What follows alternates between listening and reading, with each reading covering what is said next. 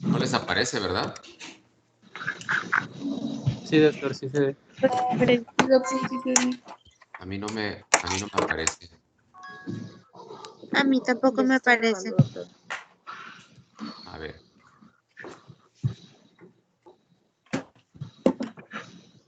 Déjenme. Ya dice la grabación, doctor, ya se está grabando. Parece que ahí se está cargando, permítanme.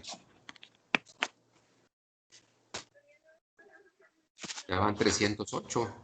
A lo mejor sí nos vamos a saturar de asistencia. Me parece que no se pudo. ¿Les aparece a ustedes también que no se pudo cargar? Sí, doctor, se quitó. Bueno, déjenme, aquí lo seguimos intentando, permítame tantito. Es corta la clase de diarrea aguda. Con diarrea aguda no es problemático. El problema que tenemos en realidad es con las diarreas crónicas, en donde es fácil perderse en la evaluación del paciente. Bien, permítame.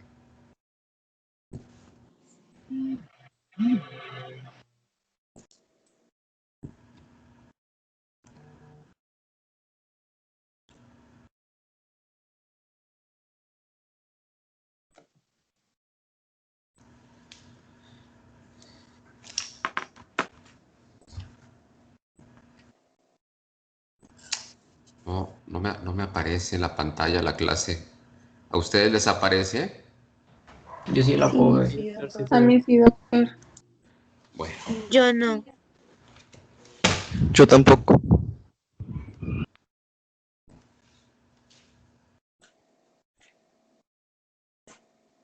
como quiera, ustedes revisaron la clase en plataforma. Sí, doctor.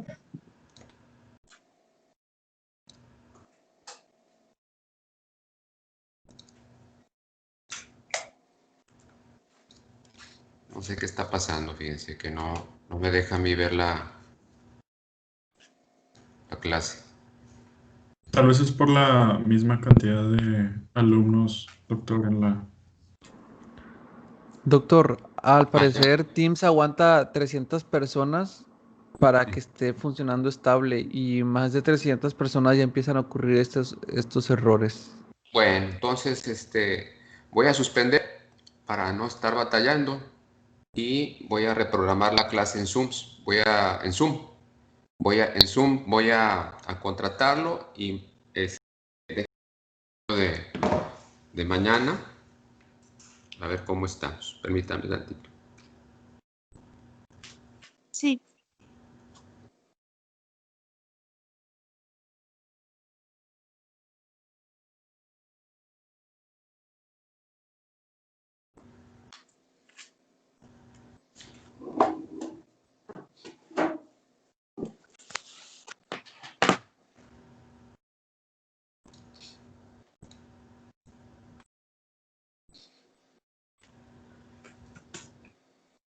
Permítame tantito para ver cómo está.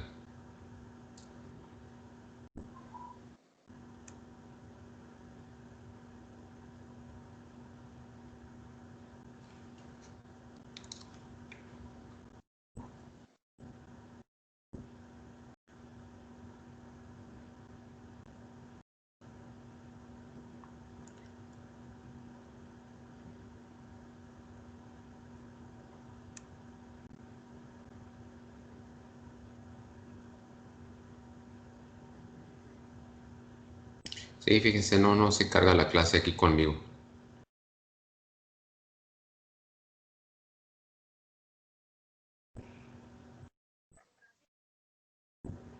También podría que le tomara video a su pantalla en vez de cargarla desde la plataforma. A ver, déjame ver.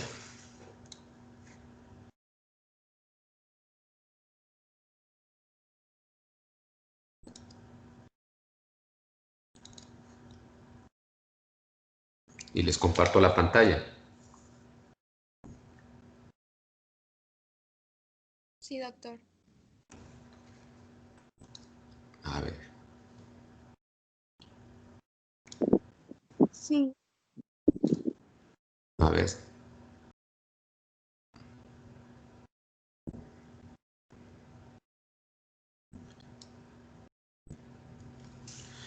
Aquí la estoy abriendo en mi computadora. Y para compartir,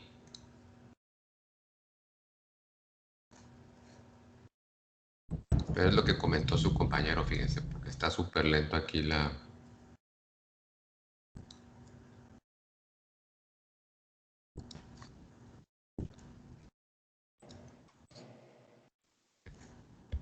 Le pica ahí, doctor, al lado del micrófono, donde está como que una flecha hacia arriba. Sí, es la que estoy intentando, nada más que no me deja hacerlo todavía, como se está cargando la plática. Ah, ya. Déjenme nada más, ténganme paciencia. Ténganme paciencia.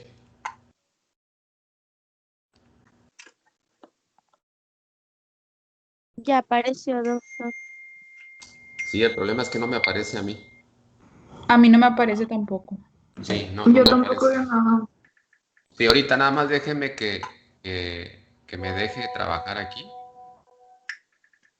y les pongo mi pantalla. Permítame tantito, por favor.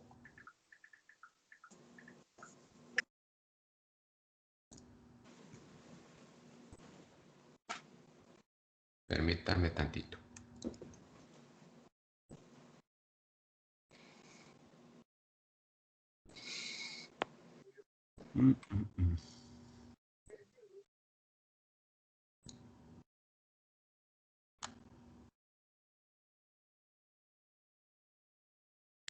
¿Ahí ya? ¿Mi pantalla? Sí, Sí, doctor. Sí, doctor. Listo. Sí. Muy Sí, bien. Sí, doctor. doctor. Listo.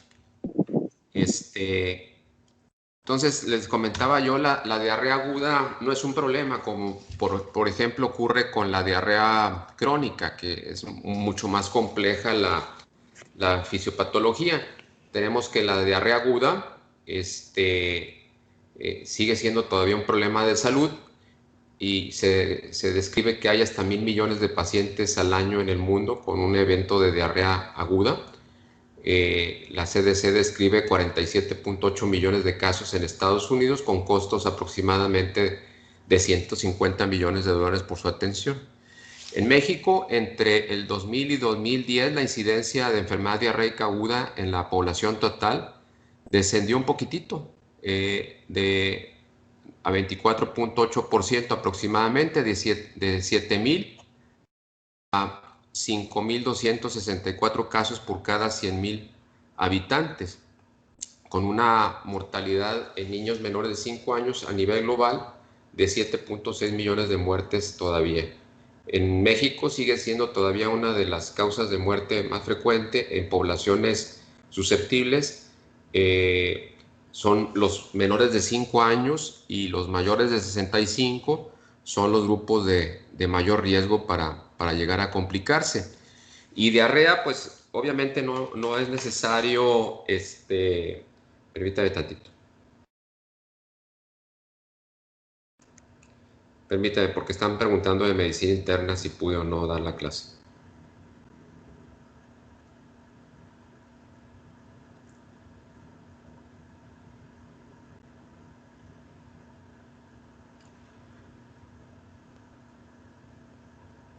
Le estoy comentando a la doctora también. Doctor, Mande. hay alumnos que no pueden ver la clase. Bueno, están comentando por mensaje en WhatsApp que no pueden ver la clase. Pero sí me escuchan, ¿no? Ah, ¿Y eso sí, pueden ver gracias. la clase ustedes directo en plataforma también o no?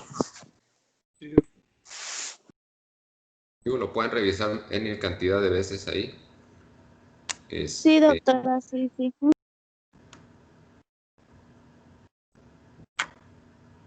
Y si es necesario y hay queja, pues la repetimos, no hay problema. Digo, eso no es problema.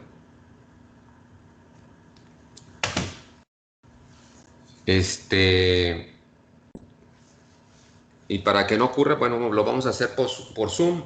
Hoy lo arreglo y les mando un aviso.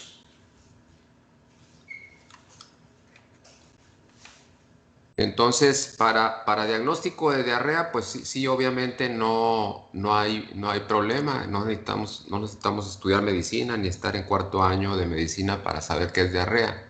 El paciente va a acudir con ustedes refiriéndoles que tiene diarrea y la puede referir de diferentes maneras, como que hay una disminución en la consistencia de la evacuación o que hay un aumento en la frecuencia de las evacuaciones.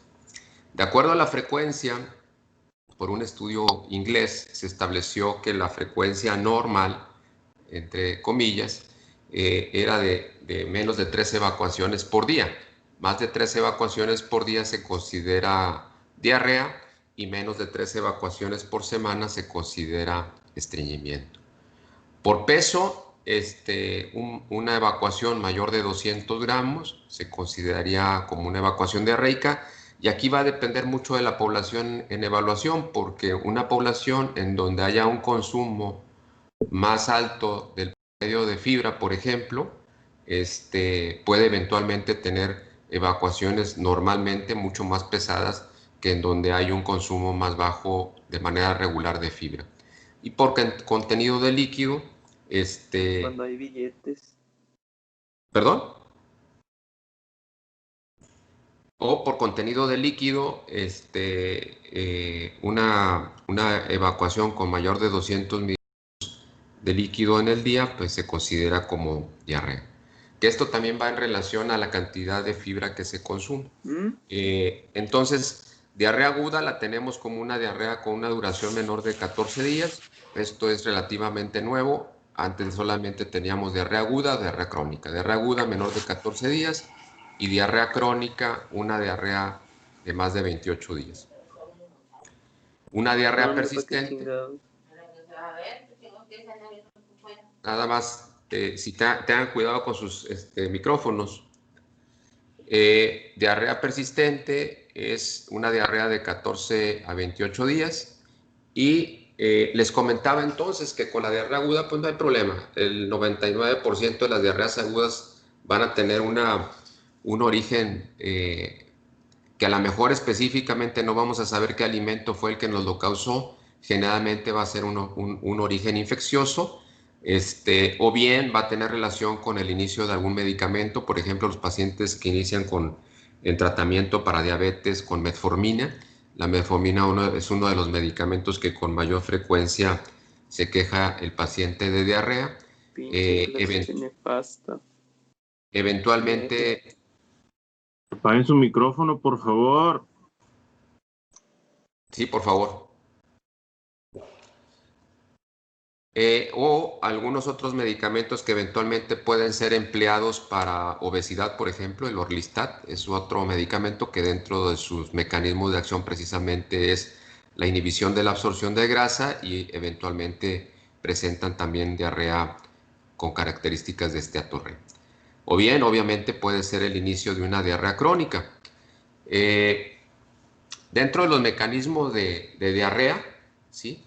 Tenemos diarrea osmótica, que esta es causada por la presencia de solutos que no fueron absorbidos adecuadamente en el intestino delgado y ahora al llegar al intestino grueso y ser digeridos de manera normal por la flora que característicamente tenemos, empieza a hacer su degradación y esto lleva a la producción de gases en donde estos provocan una distensión de las asas de intestino con aumento de secreción hacia la luz, lo cual humedece las evacuaciones y esa distensión es la que nos da la sensación de gases o nos provoca los gases, la flatulencia, aumenta la motilidad intestinal esa misma distensión y precipita la diarrea. De esa manera explicamos, por ejemplo, el caso más típico de una diarrea osmótica que es por intolerancia a la lactosa. Entonces ahí es como manifestamos la diarrea, los gases y los cólicos característicos de este problema.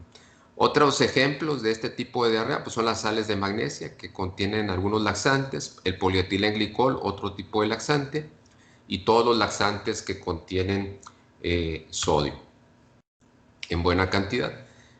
Otro tipo de diarrea es la diarrea secretora, en donde, fíjense, otra característica importante en la diarrea anterior, la diarrea osmótica, es que como característica va a responder al ayuno, a diferencia de, por ejemplo, una diarrea secretora o una diarrea exudativa, en donde independientemente del alimento vamos a manifestar diarrea.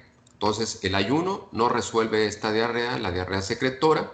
Como ejemplos, pues obviamente están los procesos infecciosos, E. coli, vibrio cólera, laxantes como fenolftaleína, bisacodilo, cáscara sagrada, el sena, resecciones intestinales, sobre todo de ilion terminal, en donde acuérdense que ahí se completa la reabsorción de sales biliares que regresan al hígado y completan la circulación enterohepática de las sales biliares.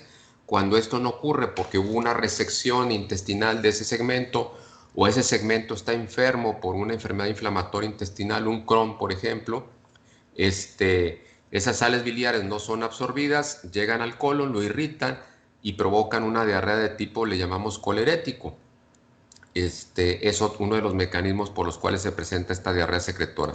Obviamente la enfermedad inflamatoria intestinal y algunas neoplasias o tumores como el adenoma velloso, el síndrome de Soliger-Ellison, el lipoma, el carcinoide, el medular de tiroides y el glucagonoma.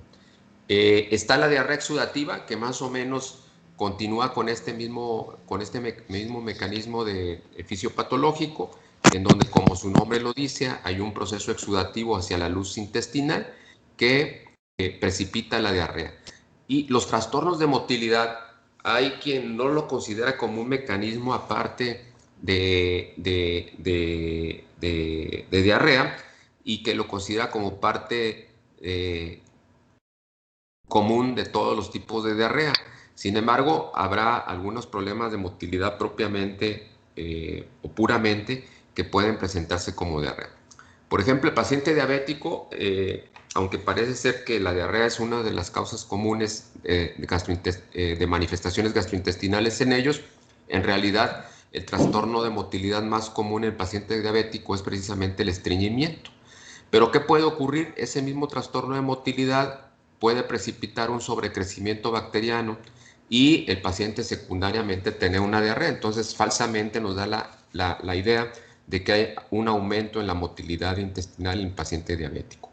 Hay medicamentos que eventualmente pueden modificar la motilidad y precipitar diarrea, como la metocopramida, que utilizamos comúnmente como antiemético, por ejemplo, o como un medicamento para dispepsia. Algunos otros medicamentos que damos para dispepsia con trastorno de gastroparesia, como la domperidona, la misma cisapride, que ya poco lo utilizamos en adultos, la cinitaprida, la cloprida, la clevoprida, etcétera, que eventualmente pueden manifestar diarrea por exclusivamente problema motor. Hay algunos grupos especiales que debemos de tener en mente, y cuando ustedes vean un paciente con diarrea, tengan eso en mente. Siempre que veamos un paciente con diarrea aguda, hay 3 preguntas que debemos llevar a cabo en el paciente. ¿Ha utilizado antibióticos en las últimas 4 o 8 semanas? Y esto porque un 20% de los pacientes que consumen o les prescribimos antibióticos de amplio espectro, principalmente cefalosporinas, penicilinas, algunos especiales como clindamicina, pueden eventualmente manifestar diarrea. Y de estas diarreas asociadas a antibióticos, un 20% pueden ser ocasionadas por clostridioides difíciles. Hay que preguntar si en el último mes el paciente tuvo una diarrea del viajero. El 85% de estas diarreas del viajero son ocasionadas por E. coli, que también puede haber una variación de acuerdo a la población o al sitio donde fue el viaje. Por ejemplo, en Asia, una causa común de diarrea del viajero es la giardia, por ejemplo. Pero acá en Occidente, la causa más común es la E. coli. Entonces, preguntar al paciente si ha tenido viajes en el último mes. Otra situación en particular de este tipo de diarrea del viajero, que es exclusivamente la única diarrea en donde eventualmente se justifica dar un tratamiento con antibiótico de manera empírica. Entonces es algo que tenemos que tener en mente. Y la tercera pregunta es si ha habido hospitalizaciones en el último mes o en las últimas 4 o 6 semanas que puede eventualmente prendernos la luz amarilla de que eventualmente el paciente puede tener una diarrea por clostridioides difficile, que eventualmente no necesariamente fue el paciente. Preguntar si no hubo un familiar en donde ellos permanecieron con el cuidado de él o ella en el hospital, y porque eventualmente pueden ser poblaciones que pudieron ser contaminadas con clostridioides difficile, no necesariamente como paciente, sino como familiar que estuvo cuidando a un paciente en hospital. ¿Cuándo se empieza a considerar como un riesgo la hospitalización? A partir del 4.º día. Si un paciente presenta diarrea, hay que considerar la posibilidad de clostridioides difficile. Eventualmente considerar que no sea una diarrea por una transmitida, y obviamente un grupo sería un paciente con inmunosupresión adquirida. Algunos otros grupos, como pacientes de guarderías o de asilos, en donde puede haber brotes de Shigella, Giardia, Cryptosporidium, Rotavirus, Astrovirus y Adenovirus. Medicamentos, no me pongo a leer cada uno de ellos, los pueden ustedes despacio revisar en casa, pero les comentaba los más comunes, los antibióticos. Otro común, los medicamentos para diabetes como tipo metformina, son de los medicamentos que con mayor frecuencia vemos que eventualmente desarrollan diarrea. Y obviamente un paciente que empezó tratamiento para oncológico, pues tener en mente que los mismos medicamentos oncológicos pueden precipitar diarrea. Para que nosotros controlemos esto y no estemos con diarrea, dada la cantidad de líquido que circula por el intestino, por ejemplo, vemos que llegamos a secretar 1,5 litros de saliva al día, un consumo promedio de 2 litros de líquidos al día. Tenemos medio litro de bilis, 1 litro de páncreas y 1 litro aproximadamente de líquido intestinal. Y el intestino delgado tiene esa gran capacidad, de acuerdo a si se acuerdan de la anatomía del intestino delgado, tenemos las válvulas de Kerkin, que son los pliegues intestinales que, conforme va avanzando caudalmente el intestino delgado, se van aplanando esas válvulas o esos pliegues, y nosotros ya cuando hacemos una colonoscopia y nos metemos acá al ilion terminal, pues ya prácticamente no vemos ningún pliegue, vemos todo plano, la superficie de la mucosa. Aquí se va a absorber aproximadamente el 80% más de los líquidos, ¿sí? Llegándole aproximadamente 1 litro, 1,5 litros todavía de líquido al intestino grueso, y ahí se lleva a cabo la completa reabsorción de líquido y electrolitos, excretando menos de 200 mililitros por día. Otros mecanismos de control que tenemos para las infecciones, porque recuerden pues que no necesariamente van totalmente estériles los alimentos que consumimos. Bueno, el ácido gástrico cumple una función fundamental, y por eso los pacientes que toman inhibidores de bomba o bloqueadores H2, al inhibir la acidez gástrica, pueden ser más susceptibles a procesos infecciosos intestinales. La bilis, las enzimas también nos ayudan, la secreción de moco, y un punto muy importante a nivel de intestino delgado, y por eso el intestino delgado generalmente es muy sano, es la motilidad propulsora anterógrada del intestino delgado, que nos permite que esté muy limpio en comparación al resto del tubo digestivo. Y bien, vemos cómo el intestino delgado es muy sano con respecto a procesos infecciosos y es muy sano con respecto a neoplasias, precisamente por todos estos, aunado a una microflora que nos protege de que no haya sobrecrecimiento de flora patógena. Aquí tenemos este estudio del Instituto Nacional de Salud Pública, en donde ellos identificaron al Staphylococcus aureus como la principal causa de intoxicación alimentaria. Salmonella en segundo lugar y E. coli en tercero. Entonces, una diarrea del bajero, nada más acuérdense que es la E. coli.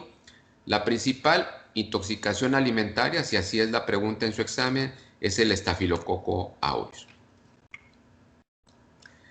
Tenemos varios mecanismos por los cuales se puede manifestar la diarrea. Tenemos una diarrea toxigénica, en donde es fundamentalmente a través de toxinas que nos causa daño el germen, y así tenemos toxinas citotónicas, en donde no hay una lesión a la mucosa, sino que hay una activación de enzimas celulares como la adenilato ciclasa, ¿sí? El ejemplo más típico de esto es el vibrio cólera o una diarrea por E. coli enterotoxigénica.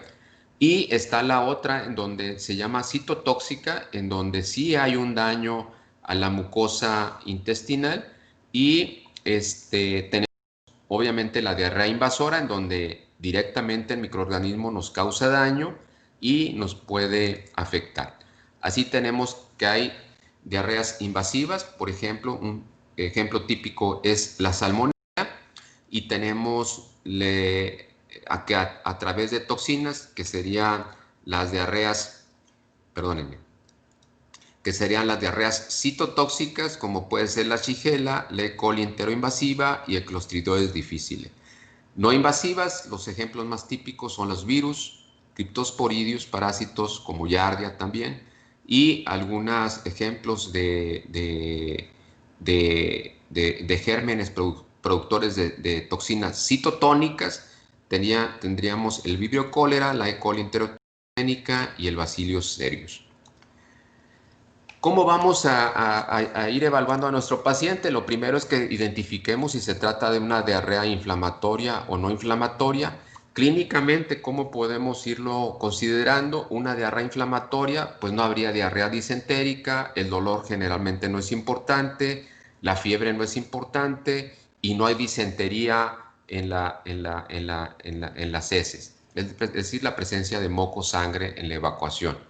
Ahí nada más tener precaución que eventualmente la misma diarrea puede precipitar una inflamación de un proceso hemorroidal y el paciente presentar sangrado sin que este sangrado signifique que hay una lesión inflamatoria en el intestino, sino que es una manifestación del problema hemorroidal. Acuérdense que la diferencia para esto es que la evacuación sale limpia acompañada de sangre fresca, mientras que una diarrea con sangre propiamente, pues va a ser una diarrea puramente sanguinolenta, o bien vemos la evacuación mezclada con las heces. Ejemplos de esto, pues son bacterias productoras de enterotoxinas, que vimos ahorita, que son la E. coli enterotoxigénica, el estafilococo, el vibrio cólera, Cryptosporidium, Giardia, etc. Ejemplos de diarrea no inflamatoria. Una diarrea inflamatoria generalmente no van a ser abundantes, pero como hay un proceso inflamatorio en el recto, el paciente tiene el deseo continuo de estar evacuando y por eso tienen la manifestación de tenesmo, pujo, hay mayor cantidad o intensidad de la fiebre y del dolor abdominal. Si hacemos un análisis de las heces, una diarrea inflamatoria va a tener menos de 10 leucos por campo, mientras que una diarrea inflamatoria va a tener más de 10 leucos por campo y eventualmente puede llegar a haber disentería. Ejemplos de estos: Salmonella, Shigella, Campylobacter, E. coli enteroinvasiva, Clostridium difficile, amibas, Yersinia.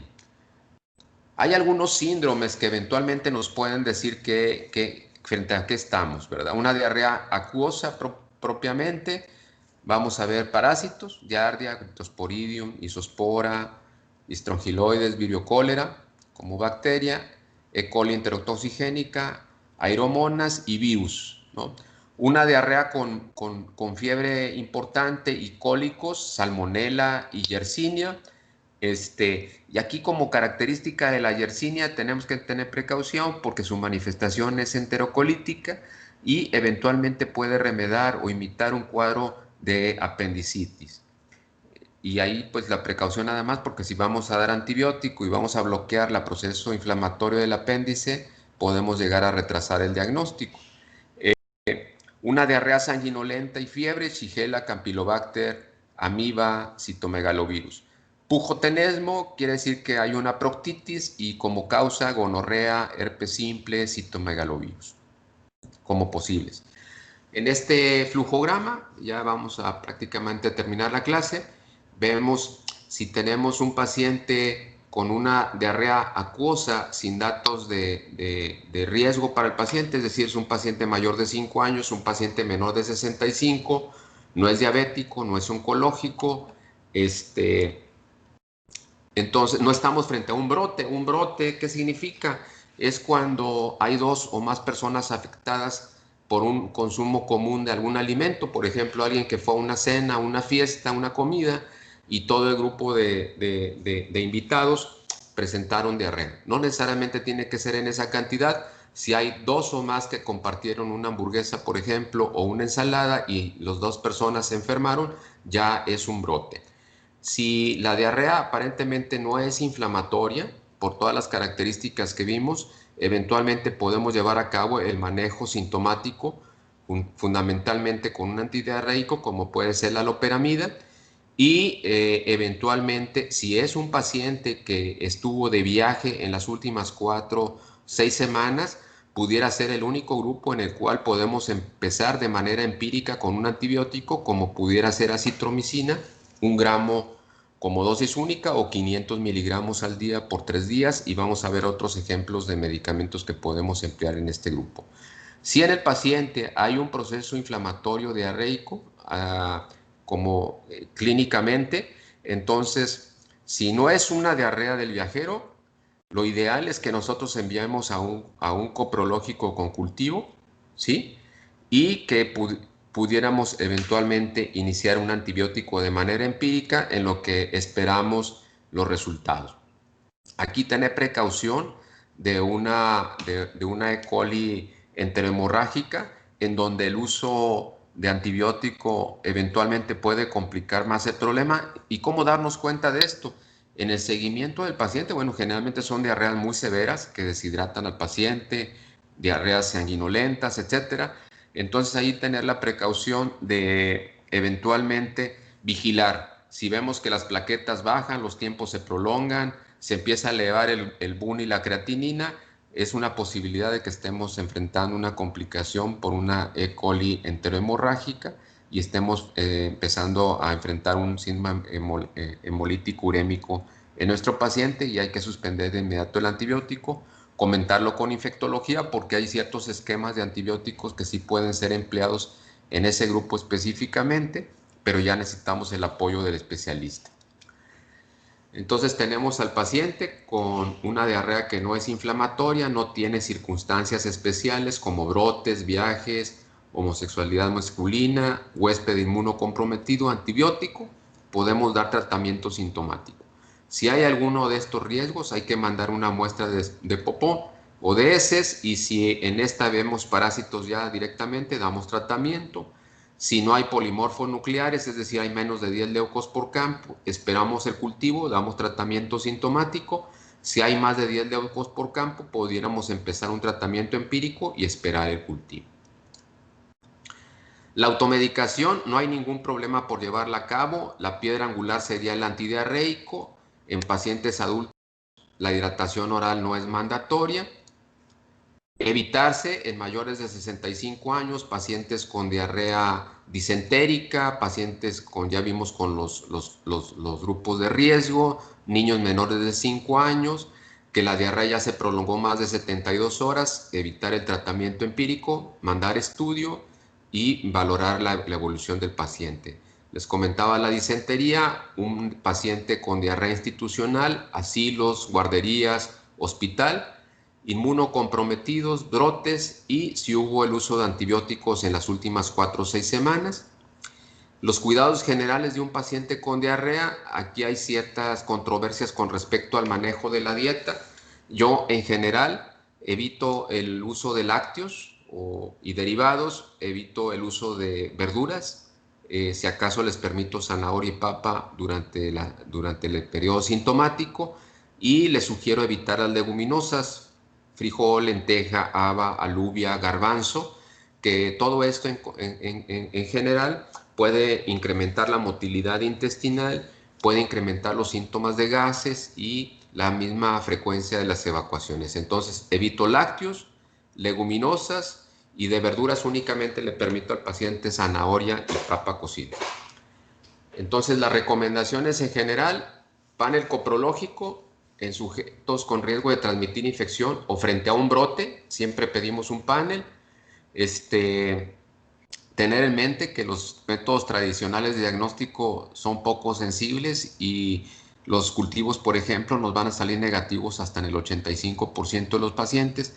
Si tenemos un paciente con una evolución tórpida, por ejemplo, y tenemos cultivos negativos, tenemos ahora a la mano un PCR que de hecho la doctora Elvira estableció ahí en el servicio de gastroenterología y lo empezó aquí en Monterrey, en donde directamente, aun cuando hayamos utilizado antibióticos previamente, este PCR nos hace un escrutinio hasta de 21 gérmenes y nos lo tiene ahí en el servicio de gastroenterología aproximadamente en unas 4 o 6 horas y es de bastante utilidad en pacientes donde tenemos una evolución tórpida o son pacientes de alto riesgo para complicarse.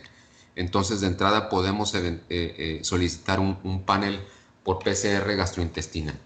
Y obviamente tenemos ya una sensibilidad arriba del 90% para detectar el germen que nos está afectando al paciente.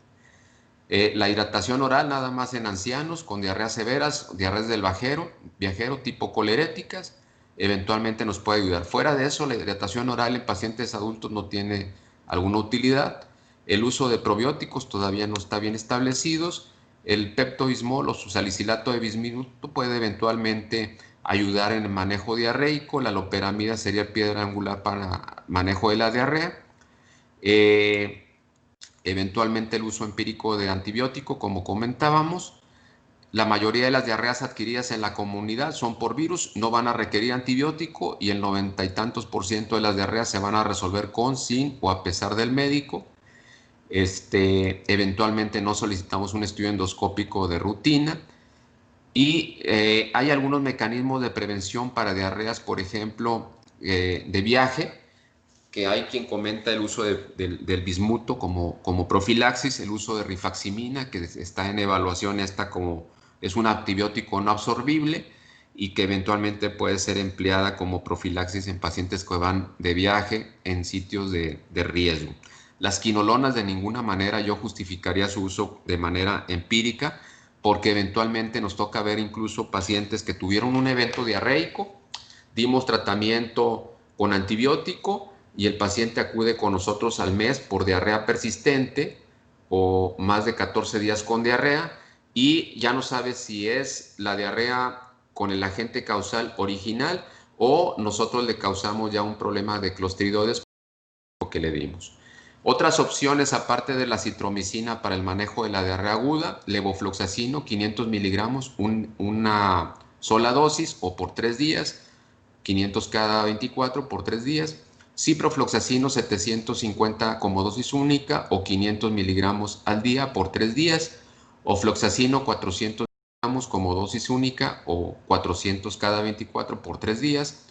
La citromicina, como dijimos, 1 gramo como dosis única o 500 cada 24 por 3 días. Y la rifaximina, 200 miligramos 3 veces al día por 3 días. Estos son los artículos que les recomiendo revisen, ¿sí? Que pueden sernos de utilidad, seguramente son de utilidad y que pueden revisar con detenimiento. Muy bien.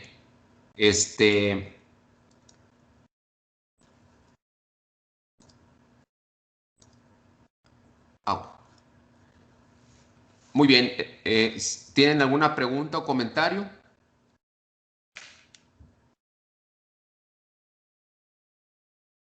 Si no hay, aquí los dejo con la doctora Elvira. Mire, ya pudo subir la clase. Ya no los entretengo, les agradezco la atención. Muy buenos Adelante, días. Elvira. Sí, muy buenos días, jóvenes. Para continuar con la sesión de hoy, vamos a platicar algo acerca de trasplante de microbiota fecal. Como ustedes saben, la microbiota, el cuerpo humano está colonizado por una gran cantidad de microorganismos que se define como microbiota normal. Tienen una relación simbiótica con el hospedero, participan en múltiples funciones como la digestión, la producción de vitaminas y la protección contra la colonización de organismos patógenos. Se conoce como antagonismo microbiano. La microbiota normal está constituida por una gran cantidad de microorganismos de varios tipos, incluyendo bacterias, arqueas, virus, organismos eucariotes unicelulares como algunos parásitos, y coloniza prácticamente toda la superficie del cuerpo humano, incluyendo la piel, el tracto gastrointestinal, vías genitourinarias y vías respiratorias. Es tan importante la microbiota que existe en grandes cantidades en el cuerpo. Para que se den una idea, hay 10 a la 14 células bacterianas, lo cual representa 10 veces más que el número de células presentes en el cuerpo humano. Esto quiere decir que somos más microorganismo que células humanas. Algo muy importante es que la cantidad de genes asociados a el microbioma son más de 1 millón comparado con 23,000 genes asociados al genoma humano, y como ustedes saben, un gen implica una función, de tal manera que hay muchísimas más funciones involucradas en el microbioma dentro del ser humano que las propias funciones del genoma humano. El tracto gastrointestinal es el que está predominantemente colonizado por microbiota, es el más colonizado, contiene el 70% de los microorganismos. La diversidad de organismos a nivel de colon es especial.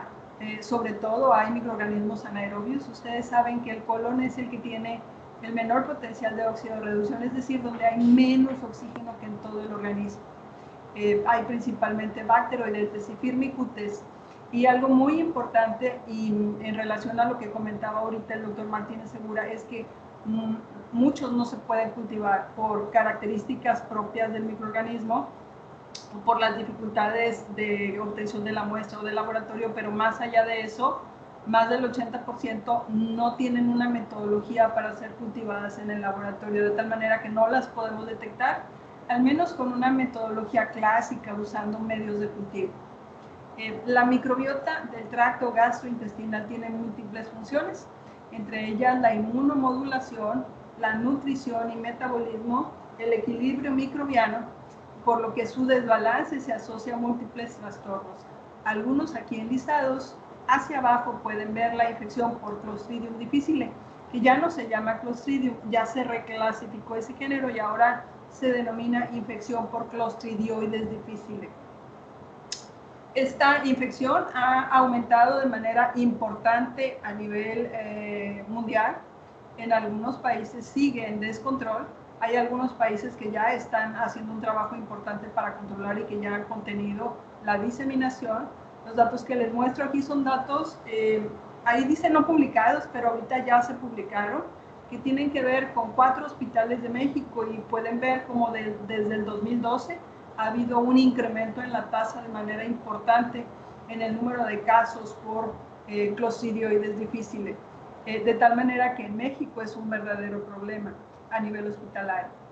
Para el tratamiento de la infección por C. difficile existen algunos antimicrobianos, se utilizan algunos microbianos, se utiliza también la inmunoterapia, el uso de probióticos, y más allá de eso se utiliza también el trasplante de microbiota fecal, que es del que vamos a platicar en los siguientes minutos. El trasplante de microbiota fecal es la transferencia de heces y microbiota del colon de una persona sana al colon de una persona enferma. Se transfieren heces, pero es con el fin de transferir la microbiota. Es un trasplante como tal. El trasplante de microbiota se ha manejado y se ha descrito desde hace muchos años. Sin embargo, fue recientemente, en el 2013, que se publicó un trabajo en el New England Journal of Medicine en el que se mostró evidencia de la superioridad del trasplante de microbiota contra el uso de vancomicina para el manejo de la recurrencia de la infección por Clostridioides difficile. Vean ustedes que los valores de P son significativos en cualesquiera de los grupos. Después de esto, pues el trasplante de microbiota se empezó a utilizar en múltiples poblaciones. Algo importante a considerar en esto es que no es un proceso que se pueda hacer sin tener todos los cuidados necesarios para esto. Lo más importante es la selección adecuada de donadores de heces. Se revisa en los donadores los factores de riesgo como el historial de viajes, comportamiento sexual, cirugías previas, transfusiones y otras. De hecho, es mucho más estricta la revisión o la selección de donadores que para una transfusión sanguínea. tratamientos con antibióticos, IVPs, inmunosupresores, enfermedades transmisibles, muchas más, otras más, aparte de las consideradas en el trasplante, en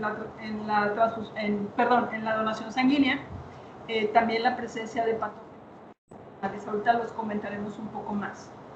El trasplante de microbiota ha sido una herramienta muy utilizada en los últimos años y representa una gran ventaja porque la recuperación de los pacientes es impresionantemente buena. En 24 horas se puede detener la diarrea en muchos pacientes.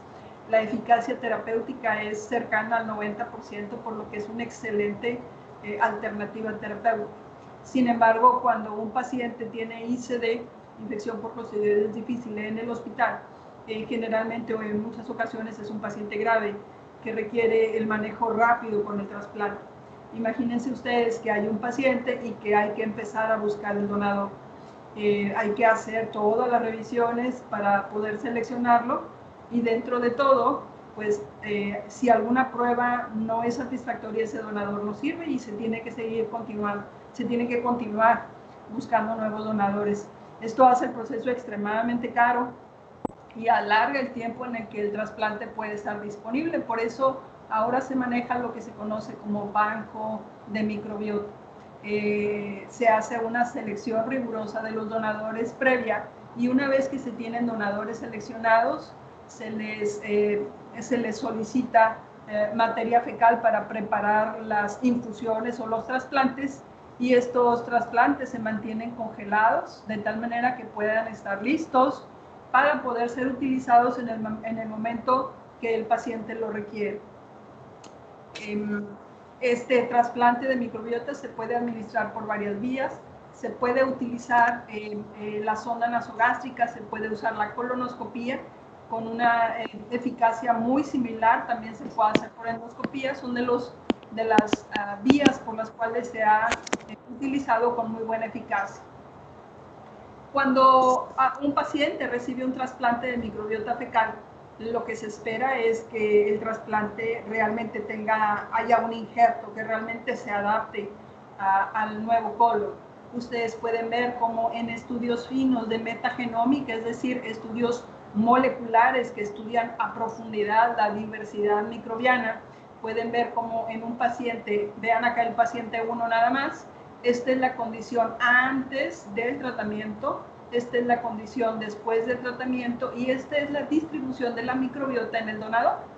Pueden ver que, bueno, alcanza a ser después del trasplante similar a la microbiota del donador, aunque no es exactamente igual. Entonces, otro paciente es antes del trasplante y después del trasplante. Vean la similitud con respecto al donador. Esto no es otra cosa más que la diversidad de microorganismos que pueden estar a nivel del colon, cada uno de los colores. Para preparar el trasplante de microbiota tenemos un proceso extremadamente sencillo. Lo complicado es seleccionar el donador. El trasplante de microbiota se prepara de tal manera que ahora hay bancos. En Estados Unidos hay un banco, fue el primero que surgió en el 14. Nosotros acá en el hospital tenemos un banco de microbiota. Esto que ven en la pipeta son heces en suspensión y son preparadas dentro de una campana de seguridad biológica. Acá hemos hecho algunos estudios, los pueden ver publicados en PubMed, utilizando el trasplante de microbiota. Los voy a describir muy rápido porque ya tenemos el tiempo encima.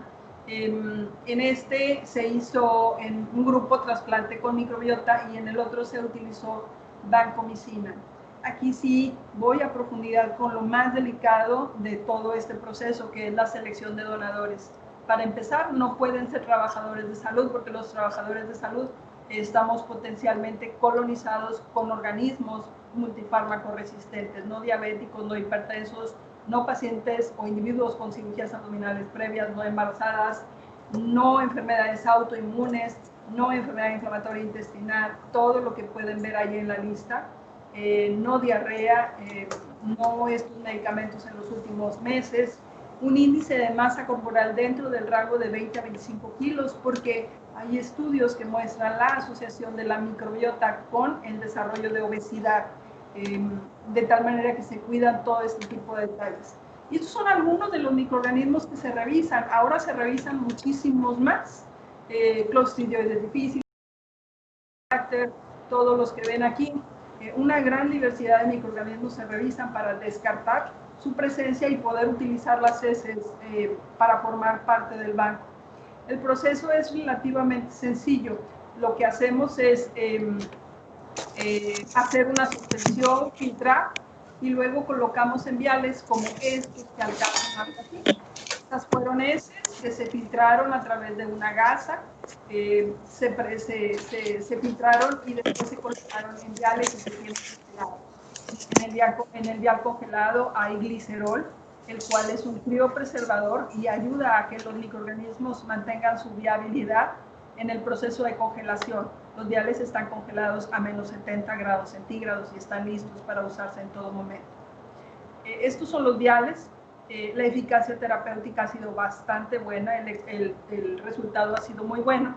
Y bueno, los trabajos que pueden ver ahí del grupo, pueden ver que también hemos hecho los estudios de metagenómica, pueden ver también la distribución de cada una de estas especies en los pacientes con trasplante en tiempo cero, a los 3 y a los 7 días, contrastado contra vancomicina.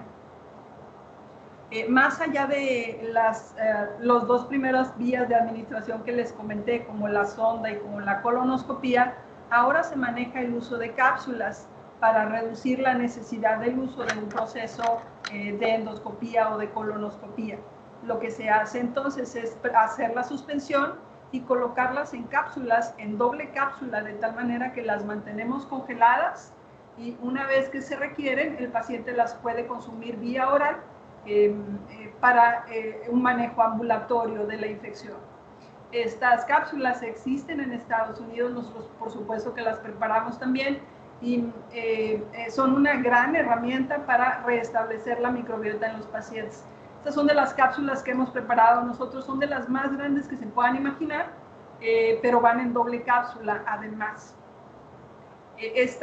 Lo que hacemos es preparar las cápsulas, las tenemos en una bolsita y al paciente se le proporcionan de tal manera que las puede consumir tranquilamente en su casa. Se dan 4 dosis y cada 12 horas y la respuesta ha sido extraordinariamente buena.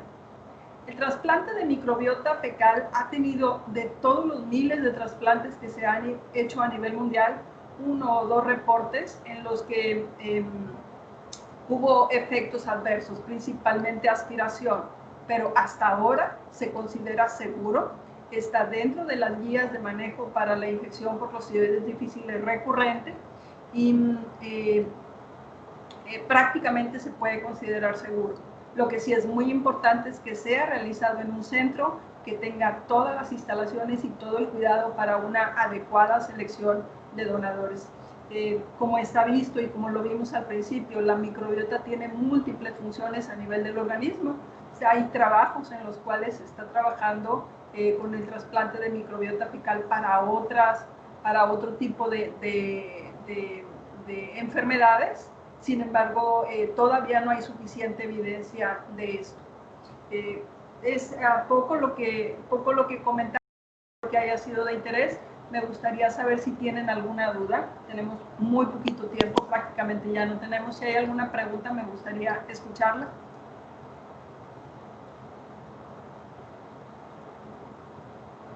Bien, jóvenes. No, si no hay... doctora. ¿Perdón?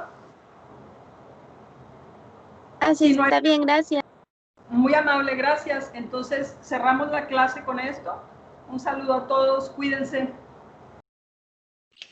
Gracias, doctora. Gracias, doctora. Gracias, doctora. Bueno, yo los veo el 9, me toca la clase de diarrea crónica y en el transcurso del día les mando el aviso para la clase en Zoom. Gracias, Las doctor. siguientes clases de gastro. ¿Ok? Sí, doctor, gracias. Gracias. Hasta luego. Gracias. Bye. Gracias.